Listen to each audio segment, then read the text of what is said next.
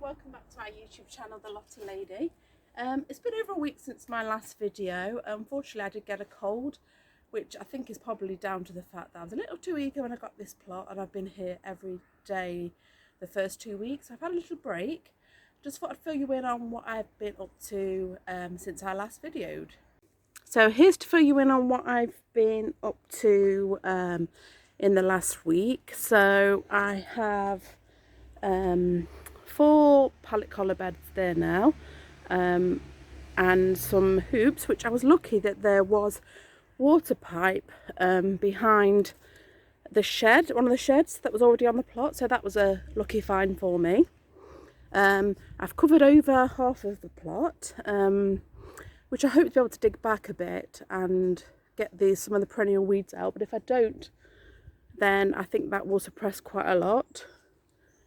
I have painted both of my sheds now, so yeah, this shed's still on a slant, but structurally it's actually pretty sound, and I have a double pallet collar there because I'm hoping that that is going to be a carrot bed for me. Carrots tend to like a bit more depth and softer soil, so I think they'll grow really well in there come springtime. And my other shed is complete now. I've put a hanging basket up, and yes, that's done. And I have an archway here, which was just actually 2 cheap £5 metal arches with some canes put in between. I got these at Wilko's, but I think they're also on sale at Homebase at the moment. And what I hope to do with them is to grow sweet peas up them, because I think that'll be really pretty. I'm hoping to have a seating area between the 2 sheds, and also give me a really nice scent when I'm sat outside in between my jobs next year. I have started off my sweet peas already at home, so that they can be transplanted to early spring, and hopefully make a good start up all the way up those arches. So what I'm wanting to do in these beds here today is to plant my onions and garlic. Now, I've got the hoops up from the water pipe that I found, which I'm hoping to net.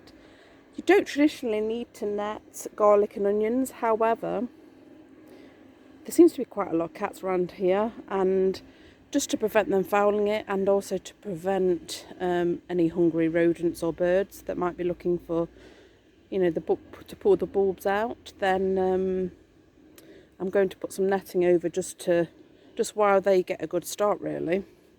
And I have finished digging and weeding majority. Well, it needs probably a last dig over, but this bed, which is going to be broad beans, and I have planted now my spring bulbs over here.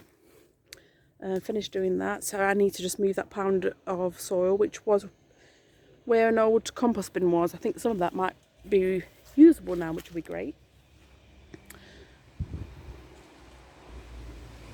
Right, the other really lucky find I had this week was on the plot here. There is a new building estate being built just across the road, and I am top of the plots here. In fact, I'll show you the allotments. So I'm right at the top, and there are other plots further down. But as I was coming in last week, I was asked if I would like some pallets. Now, I'm not one to pass up a freebie, and they very kindly offered to just bring them straight onto my plot. So I do have a lovely stack of pallets which I've sorted through, and over that greenhouse isn't mine, but over in front of the greenhouse, which is the edge of my plot, I'm going to be building a pallet compost bin, hopefully this week. So I will probably do a post about that. And I also want to build a cold frame with a pallet collar and some pallet wood. So probably do sort of a bit of a tutorial on that if I get round to it also. So I mean, I think, you know, I'm not an expert in DIY either, but I am starting to get the hang of using a battery drill, which has been great, and definitely useful if you do get an allotment plot. So that's basically where I'm at with the plot at the moment. I probably will get round to doing my garlic and onions, but yes, that's how it's looking at the moment. What I'm planting today is 2 different types of garlic, which I have got from Wilkinson's, which is the German door garlic and also Allium Casablanca. So 2 different sorts. I have already been through the bag and discarded any that are soft or too small, because there's no point planting bulbs that aren't viable. And then also I have a Japanese onion set from Wilco's. Again, just sorted through the strong ones and the ones that aren't sprouting yet, because they tend to do better, and also ones that aren't already rotten.